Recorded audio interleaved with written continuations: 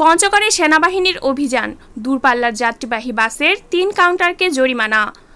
পঞ্চগড়ে মব সন্ত্রাস অপতৎপরতা ঠেকাতে অব্যাহত রয়েছে বাংলাদেশ সেনাবাহিনীর সদস্য।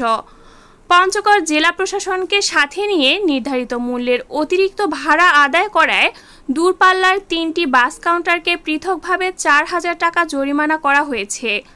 বৃহস্পতিবার ৫ জুন রাতে এই অভিযান পরিচালনা করা হয়। বিশেষ অভিযানের অংশ হিসেবে প্রথমে পঞ্চগড় শহরের চৌরঙ্গি মোড়ে থাকা দূরপাল্লা যাত্রীবাহী বাসের বিভিন্ন কাউন্টারে অভিযান পরিচালনা করা হয়।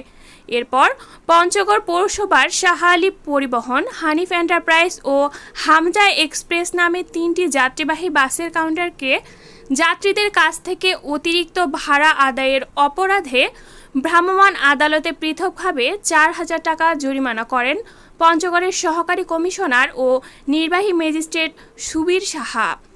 পরে পঞ্চগড় রেলওয়ে স্টেশনে গিয়ে টিকিট কালোবাজারি ঠেকাতে ও সাধারণ মানুষকে সচেতন করা হয়।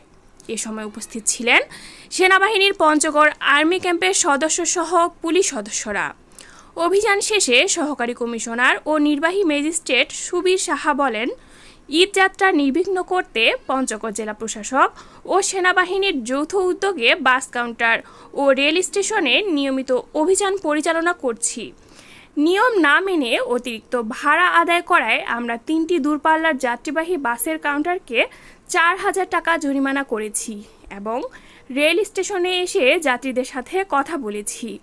সর্বোপরি মব সন্ত্রাস সহ যে সকল অপরাধমূলক কাজ রয়েছে সেগুলো বন্ধে আমাদের নিয়মিত অভিযান অব্যাহত রয়েছে এবং সেনাবাহিনীর সাথে জেলা প্রশাসন একত্র হয়ে কাজ করছে।